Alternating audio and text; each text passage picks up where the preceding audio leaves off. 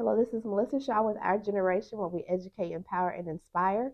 And we are here at P30 in the podcasting room. I'm super excited to be able to not only have my guest that is co founder of P30, but Hmm. also being in the space that you helped create. Yeah, This has been a long time coming. it has been. So Really excited. I am. You guys have been open a year, Hmm. and when in October you celebrated your year. Yep, October 28th. Nice, Yep. nice. Has it been everything you expected?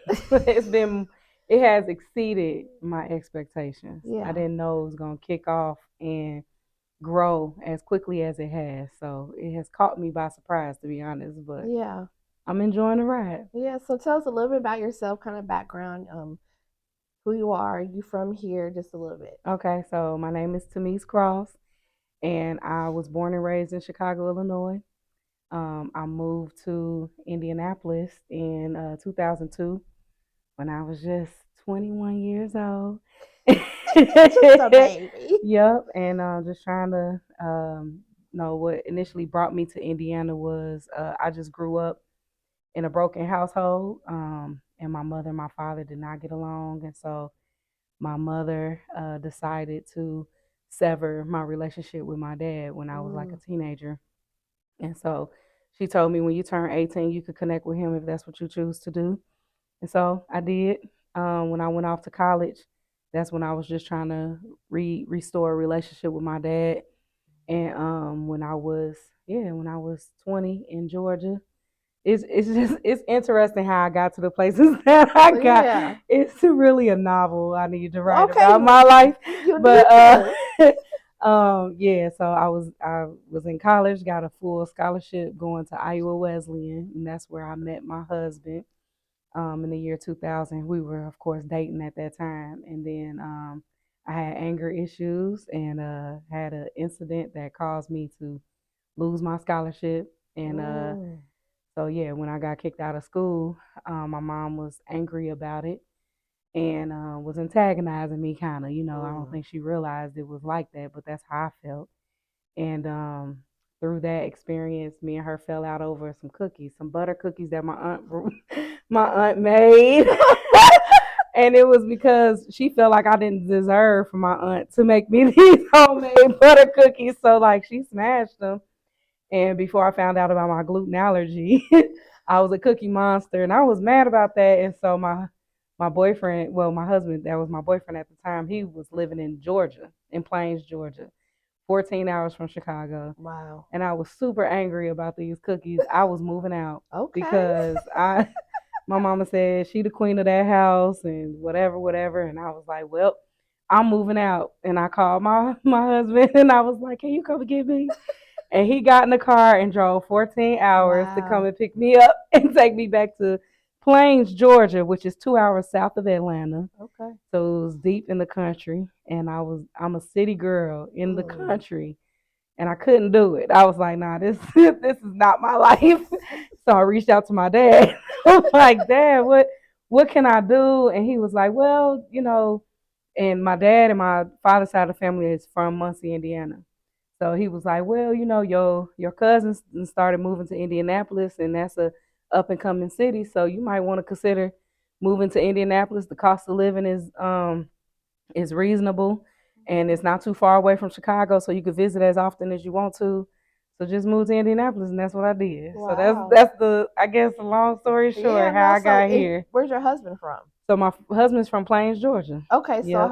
what was his thought on wanting to move here, or did you move here Well, first? no, no. So yeah, so that was interesting. So my husband had graduated from the school that I was kicked out of, Mm. and he got his bachelor's in biology. He wanted to be a doctor, and so he was like trying to get into med school or trying to take like the MCAT and stuff so he can get in med school, and that wasn't working either. And so we knew we wanted to be together. Mhm. And so he was just like, I mean, if it makes sense. And I mean, I literally Googled rent.com and looked Wow. up an apartment, and we found the apartment we wanted to move into. We had the money to move into it and everything. And we tried to, secure jobs and stuff before we came.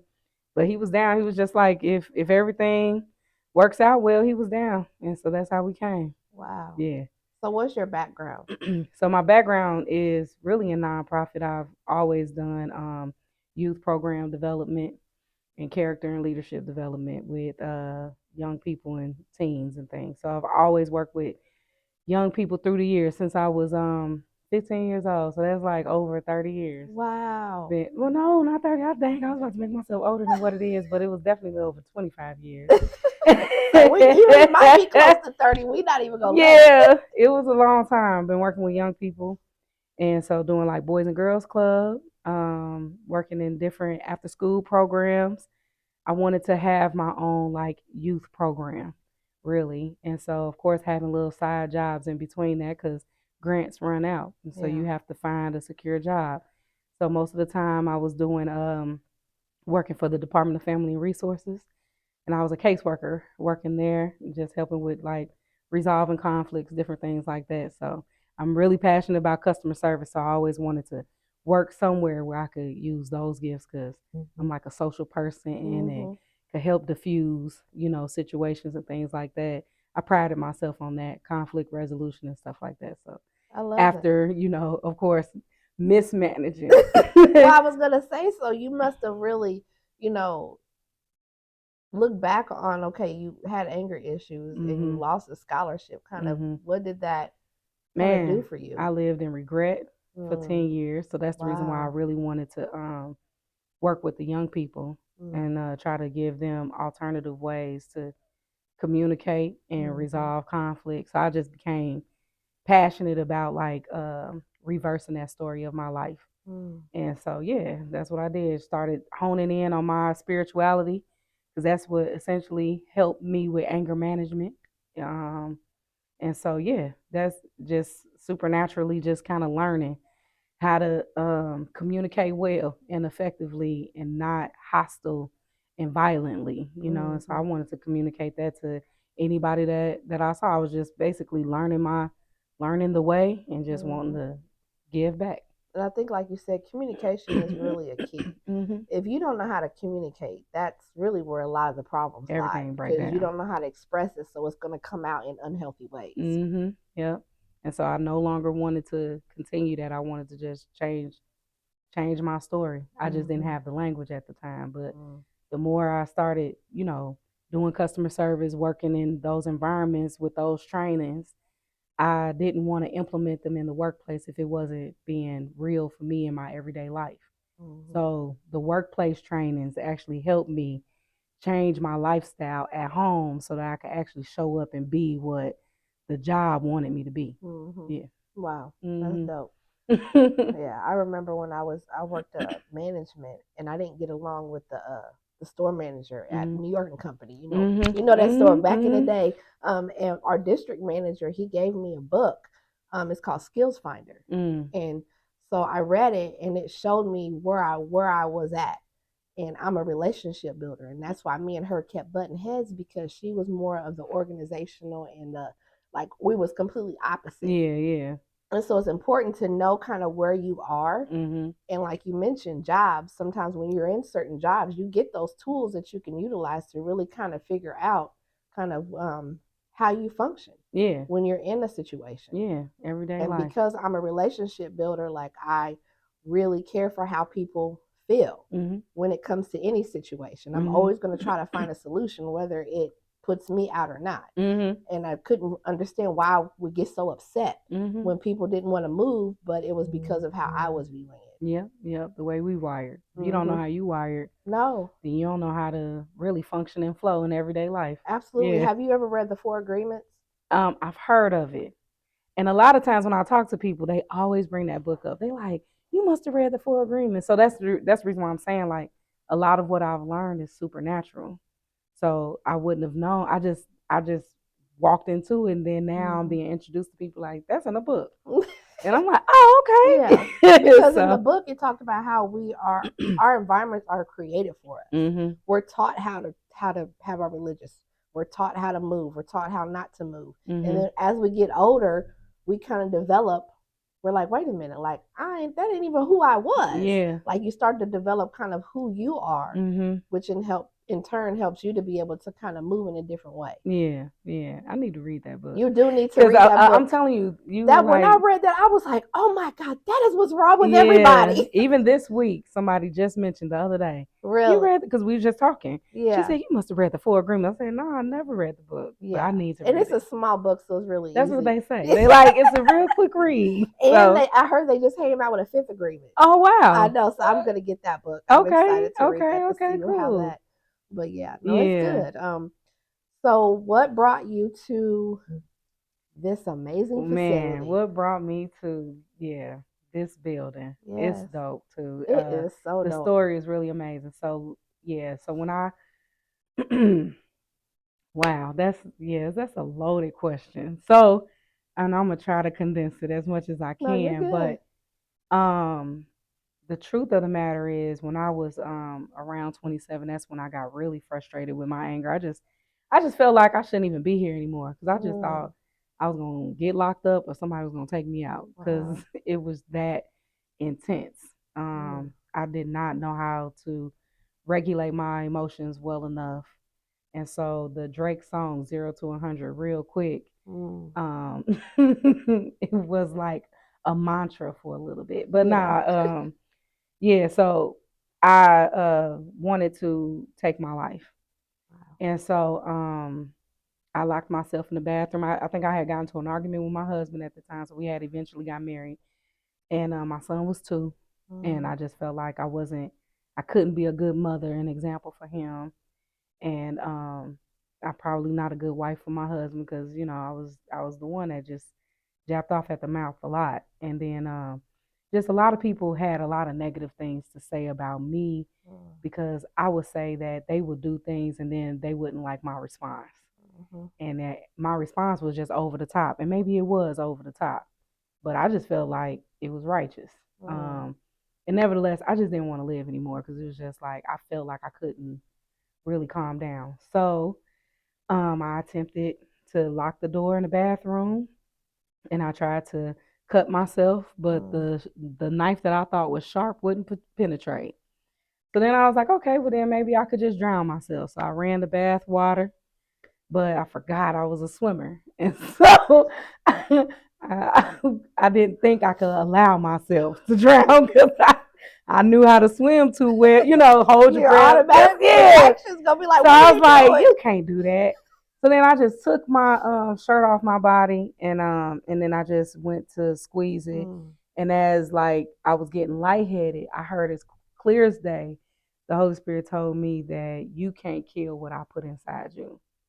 I'm like, well, what did you put inside me then? Because it's a wow, beast in me, and wow. I'm ready to just explode, go off, whatever. And then the Holy Spirit said, if you seek me, you'll find me. And I knew enough. I'm an avid reader at the time. Just kind of know how to navigate Mhm, research. So I looked up that if I seek God, I will find Him, and it took me to Jeremiah 29:13. And most people who read scriptures are familiar with Jeremiah 29:11. It says that God knows the purpose and the plan that He has for you, and it's to prosper you so that you could succeed. Just paraphrasing it. But mhm, 13 says, if you seek Him, you will find Him. And so I was like, dang, that's deep. So then I started looking up words and just started really searching out things. And I just started learning more about who He created me to be. And mm, this was just throughout some years and time frame, inserted myself in different churches. And there are some people that can identify with the fact that church life is not what I thought it was as mhm, growing up. So I got frustrated with church life because um, people would say that church people is a trip. You know what I'm saying? And I mhm, from the pastor all the way to the usher. mhm, And I would agree with that at that time. And so I had wanted to pull myself out of church, mm, and had a conversation with the Lord about it. Like, I don't need to be in church. I don't know what you got going on there, but I probably need to find a whole nother way in life. And the Lord was just like, nah, that's actually where you need to be, mm, because you need to be an example. You need to be the church that people need to see, and not think that this church is all of what it needs to be or whatever, right? So anyway, okay, cool. I mean, of course I wasn't cool. I just had to figure it out and just seek it out continuously. and I was led to this predominantly white church. And they were looking for a worship leader, and they wanted to become more diverse. So me and my husband and my son were the only black couple there. Wow.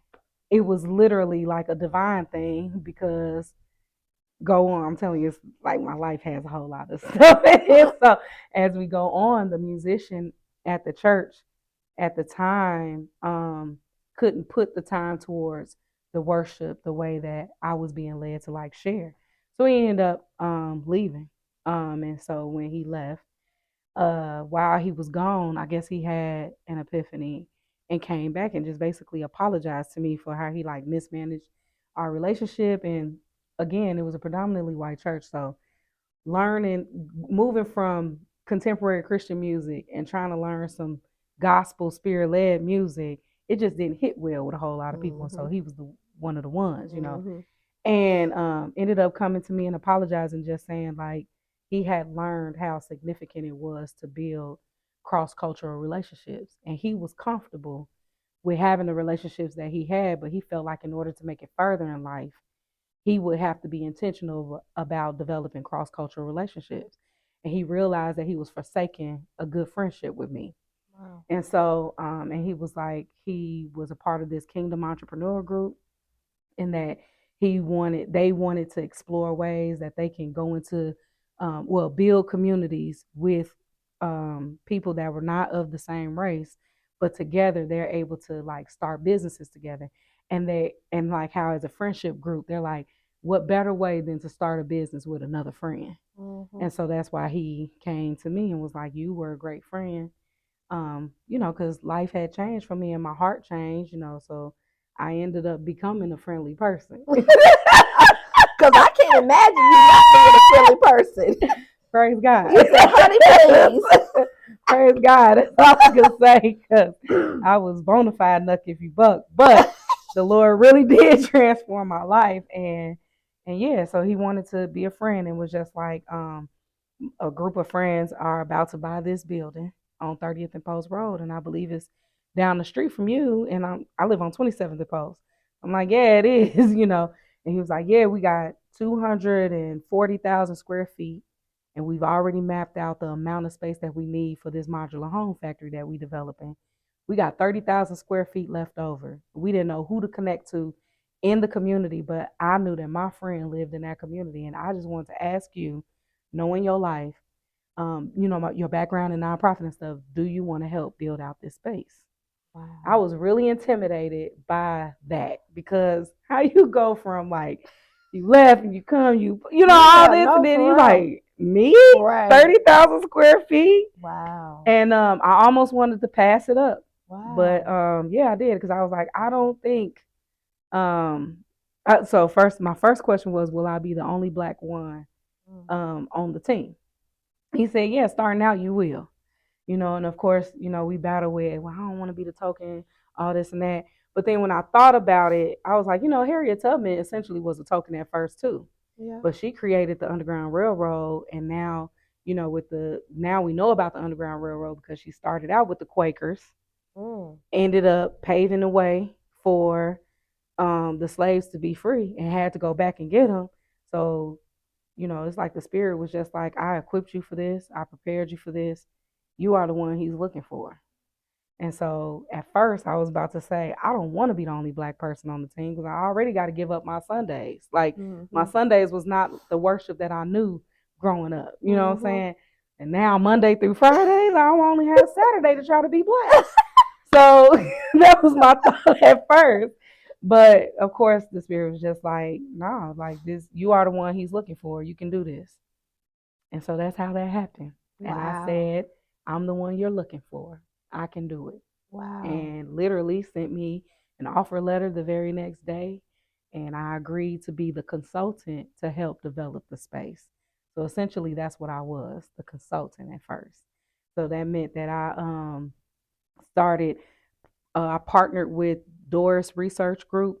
They helped us do a human centered design session with community leaders and community residents so that we could talk about what this space would look like. Because I knew that I couldn't come in and just do what I wanted to do. Mhm.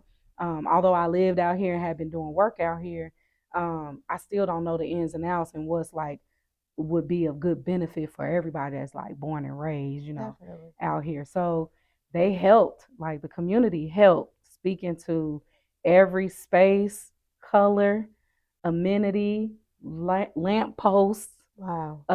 light bulb. I kid you not, like the designers came in and laid out all these options for the community and myself just with my leadership to help put it together.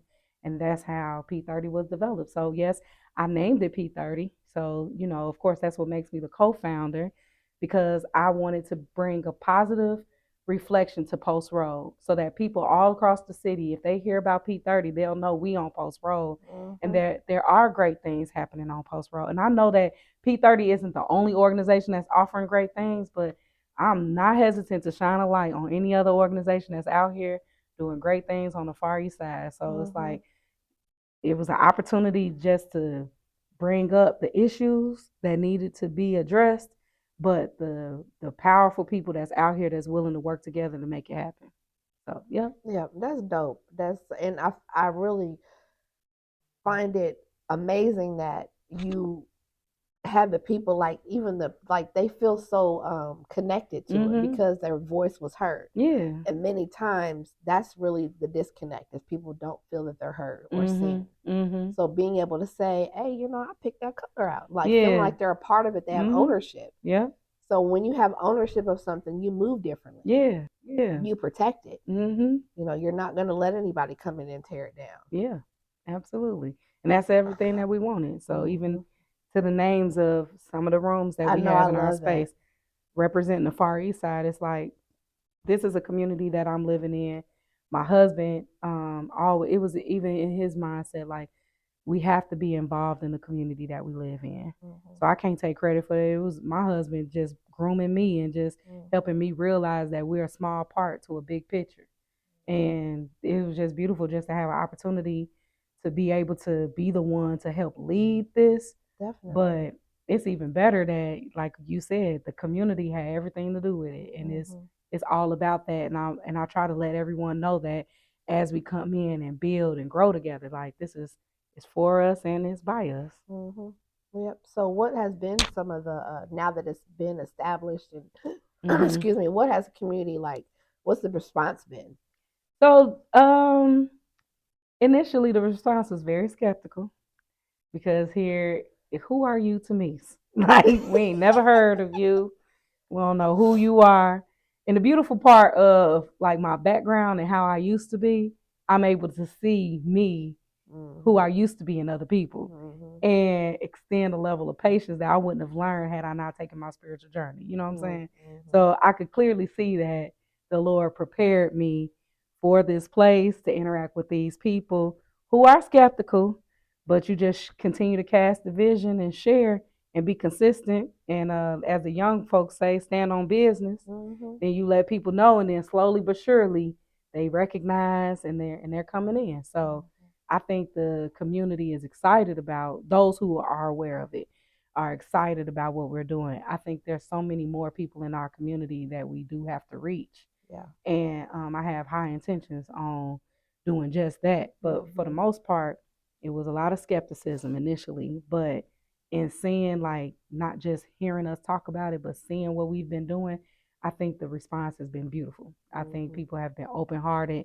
and open minded, hesitant also because it's like, oh, this is our space. Like, even with membership, people have the liberty to book out spaces whenever they want to, but it's like, can I do this event here? So Yeah, it's no, just like really. people are seeking for permission Yeah. when they don't need it. You know what I'm Hmm. saying? No, It's like this is absolutely. our space. It's definitely changing that mindset, and it's a Mhm. new concept, Mhm. that you have to kind of ease people into. Yeah, because you're not used to opportunity that doesn't cost like this. You know what I'm saying? The Hmm. the Or there's cost is not something behind it that's going to right. come. Yeah, Yeah. yeah, right. And that it's not like I'm not a puppeteer. So that was a part of the skepticism too, because if I'm the only one that's with all of these, wealthy white men, being honest, you know what I'm Hmm. saying? Then it's like, okay, so she's just like a puppet, Hmm. and I'm not. Hmm. This was my choice. This was my decision, Hmm. and gratefully, I have favor to lead it, and people Absolutely. listen and respond. So yeah. Yep. So where do you see it going from here? Oh I know you man, guys just so opened we just one in opened another one Muncie. in Anderson. Oh, Anderson. Anderson, Okay. yep. So I do see multiplication. I would love to see more impact co-working spaces with impact being launched in different cities in Indiana, Hmm. and spreading abroad. I see us continuing to share like how we've initiated what we've done and how we continue to make it sustainable and continue to make it like a genuine experience, Yes. because a lot of people, a lot of times things like this happen and it could be a whole hype, but when it's not genuine intentions, it just fade out. Yeah. And I don't desire to fade out. So And I don't see yeah, that. I don't see it happening. I don't desire to. I just desire to see more leaders feeling empowered to continue to grow, Hmm. and so I just see us, man, continuing to go as hard as we did when we first started. No, and you definitely kind of put the mark here. And there's other co-working spaces, but nothing like here. Mhm. Those co-working spaces were more built out for entrepreneurs, but this has a community element to it that a lot of Mhm. those don't have that I think is special. Yeah, yeah. Um, yeah, I want to see them in every part of the city. Yeah, right. Even and what led us to meeting is I Mhm. had I can't remember who referred me to you. But I was talking to her about kind of what I'm wanting to do because I grew up off 46 in Arlington, and I always envisioned a space over there, Mhm. and a co-working space, a space for community, because Devington has been Yeah. 20 years. Yeah. It's like, what are we Mhm. doing over here, people? Yeah. Mhm. Um, and so connecting with you just kind of showed me that it is possible. Yeah. This can happen. It's Mhm. not just a dream. It's something that's going to be, is going to happen. Mhm. And then come to find out that the city has bought it. What? Get out of here. Wow. Yep. What they gonna do with it? I guess maybe they're wanting to do something co-working space. I heard. Really? Okay, okay. The So city bought it. I'm like, I need to be You whatever got to be room. at the table. I need to be in We the need to room. figure it out. Yeah, I hope that they would want to follow, like the idea of keeping the community Definitely. connected to whatever it is that they striving to do. Hmm. And like not just the mainstream community led organizations, but those who are doing the grassroots, Hmm. those who are on the ground. Yeah. No, absolutely. And being here in this space has really opened rooms for me. Connecting with people. Like I met a gentleman at a vendor event here because I'm connected to the young entrepreneurs. I'm Mhm. noticing like they Mhm. gravitate towards me. Mhm. And so Damon Hicks did an event here, Yeah. and Mhm. he's 26, wrote 3 books. Like Mhm. he's really doing some stuff. And so his event, I met a gentleman named Chase, Mm. and he has a clothing company or clothing line called Trench Hearted, and he's 24. And it was just something about him that I connected with, and I'm like, we need, you need to be on my show. Yeah. And so probably months go by, and we didn't connect. And then when we finally did, we're here. I had them come here. They had never been here other than the vendor events, and like Yeah. they was like they live out here, Mhm. So they was very excited to be a part of this. And he was got to talking about he would love to have something like this, even for young ones to be able to create it themselves, Yeah. Yeah. to really have that ownership I'm gonna of be honest, their girl. space. I ain't stingy. I So know if that's right. anybody want to know how, like, it's nothing but room for growth and opportunity. We It need is. I more spaces like this because we can't we can't reach everybody. I've always felt that way. No, it is. And I think that's where people miss the mark when it comes to collaboration. Like, you have to look at the big picture. Like, even with your Launch B&B program, you guys can only help 10 people. Mhm. But in that informational session, there was 50 people or Yeah. more there. So Right. there's Yeah. more people that still need that help. Mhm. So being able to have all of those connections and say, okay, well, we can only take 10. I'm going to send you over here to this because they have a similar program. Being able to really Yeah. have that in like a pot of collaboration that we all have for each other. Yeah. Yeah. Were you there when we invited that Rhonda? Yes, I actually Yeah. met with her. Yeah. So she's doing another program. So Yep, that's what I'm saying. Like it's exactly. nothing but space and opportunity, and we want to continue to like maximize that. And like you keep reiterating, it's just a shift in mindset. Mm-hmm. We can't just feel like when one door is going to close, like that's it. No, like get in that door and figure out where the other doors at, you Yeah, know. no, and through this year, just being connected with you and, doing some stuff with Cafe. And then I'm like, okay, it kind of made me rethink how I want to even move with my nonprofit because I wanted to help, help Mhm. ones with resources. Yeah. But I'm like, okay, all of these, there's a lot of people out here doing that. Mhm. So what value can I add to that? I Mhm. feel like I'm the connector. Mhm. Like, because when I have meetings and talk with these different businesses, I'm like, hey, have you heard of this? And they're like, no. And I'm like, you ain't heard of none of this? Yeah. Okay, there's a need there Mhm. where it needs to get out even more. So if that's the space that I need to move into, that's what I'm gonna do. I'm partnering with ones that are already doing it. I'm not trying to reinvent the wheel. Yeah. I know what you're saying. You We know, can't. no, and it doesn't even make sense. But if I can bring in a different element that Mhm. adds more value, meaning that I'm actually working with them, helping connect them, and helping them follow through with stuff. A lot of times when you say, "Hey, you should go do this program," when they leave you, they're not looking up nothing. Right. You're Yeah. not. They need someone to hold them accountable and say, Right. "Hey, did you You're fill right. this Did out? you Did you do it? do this? Yeah. Did you do that?" So yeah.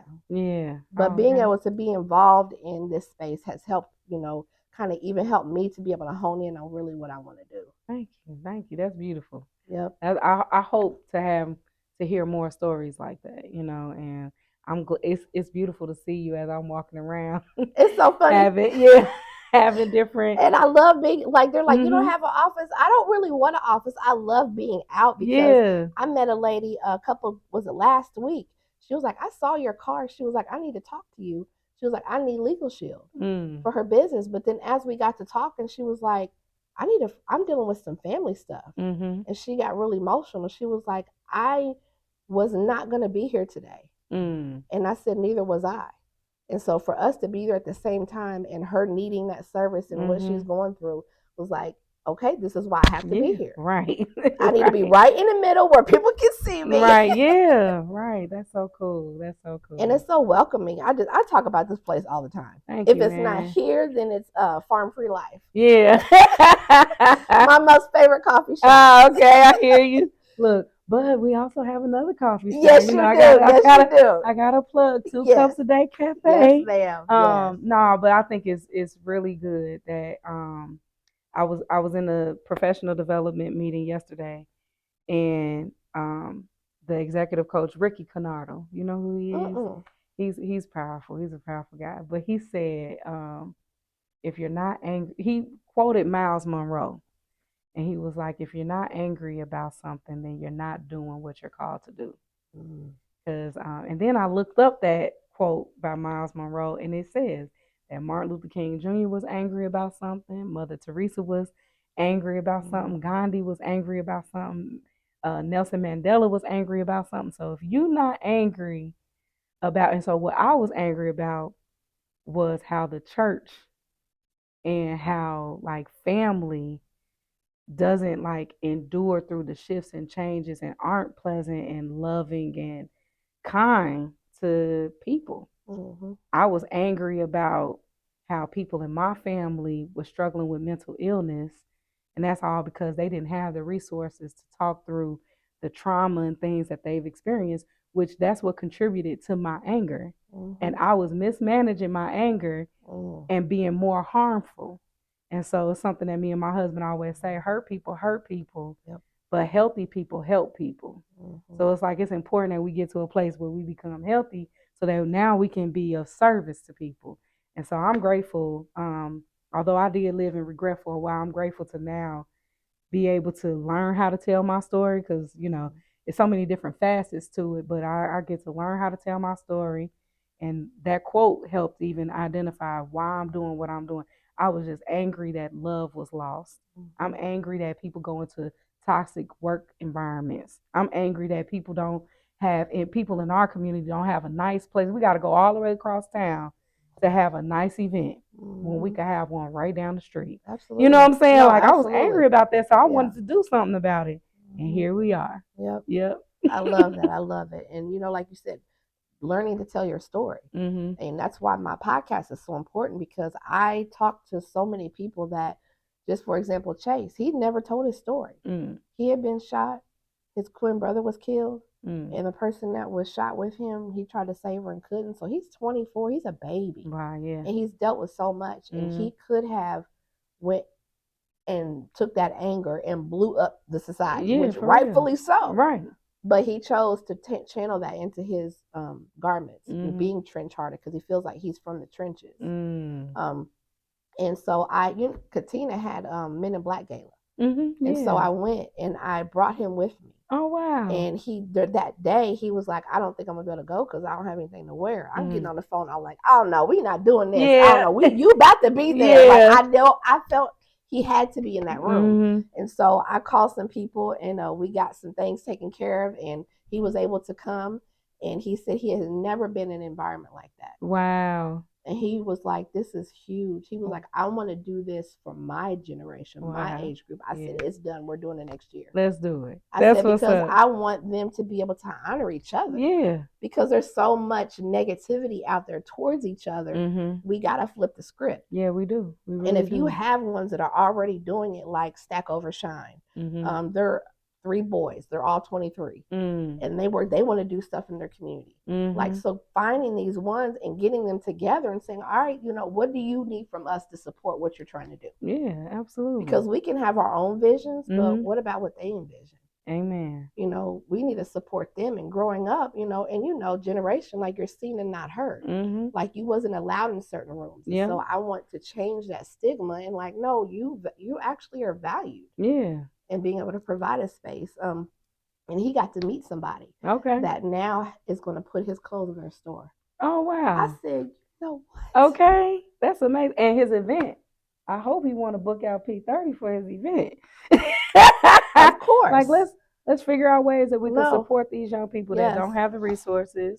That's why we're here. Absolutely. We're here to eliminate barriers as much as we can. No, for real. And if we could offer and extend back, because we do that as well. Most people don't realize that, but closed mouths don't get fed. That part. If there's anything that somebody's lacking a resource and they want to have an event that's going to benefit the community, and they doing it for free, they can have their event here. Just gotta learn how to write up the proposal, and all of it is just all customary processes just to introduce people to how you go about asking for what you need. But that's another thing that our community struggles with is asking for help. So it's almost like if I ain't got it, then I can't do it. Yeah. But if you don't have it, somebody that you connect with has it, and you never know what they're able to provide you. And you know what I'm that's why saying? It's important to be in those rooms. Right. Like if he wouldn't have been in that room and not introduced to that gentleman, like that connection wouldn't have happened. But take it back. If he would have never met you and you seen him for where he was and invited him to where he needed to be, he wouldn't have been in that room. Yeah. So, and that part, that's another reason why it kind of made me think like, okay, I need to help these people get in these rooms. Yeah. If that's what I'm here to do, I'm all for that. Yeah. Well, there's what you said when you learn that skill finder book. Like you a connector, you a relational person. So, and I am too. So that's why it resonates with me, because it's like when you build relationship with people, you know about what they need and you looking out. And that's what I wanted this place to be. It's a blessing. It was gifted to the community. We didn't have to pay anything for this 30,000 square feet. We just get to generate revenue so that we can continue to support people and what they need. You know what I'm saying? So that's a blessing. So if we already received it by way of a blessing, who are we to be stingy with the blessing and not look out for others? Absolutely. Yeah. Like my goal is to do all free events next year. Come on. And people, I get so many conflicting statements. They're like, oh, they don't value it if it's free. Man, you true, because they have been telling me that too. But you know what? I don't believe that. Like that one event that we partnered on, the rest and the retreat. Yeah. So I put it out in 2 days. It's already sold out. Oh wow. Okay. I'm like so excited. Like I cannot. We just the way we had, and we need to like talk more about, because I want to let you know kind of what we have laid out. But it's gonna be an amazing event here. That's for cool. People to be able to experience that. That's cool. I'm glad you went with it. Yes. Yeah. I am too. Well, this has been great. So where can they find you on social media and follow P30? Yeah, you can follow P30 on social media. It's P30ND on Instagram, Facebook, LinkedIn. And then for me, it's Tamise Lashante. It's LASH. ANTE on Instagram and Facebook. And I'll be coming out soon with a YouTube channel so Yay! that I could get more in depth with who I am, why I do what I do, I and love how I that. do it. Yes, no, Yeah. absolutely, absolutely. Well, thank you. This has been Melissa Shaw with Our Generation, where we educate, empower, and inspire. And I hope that you all felt educated, empowered, and inspired. Check us next.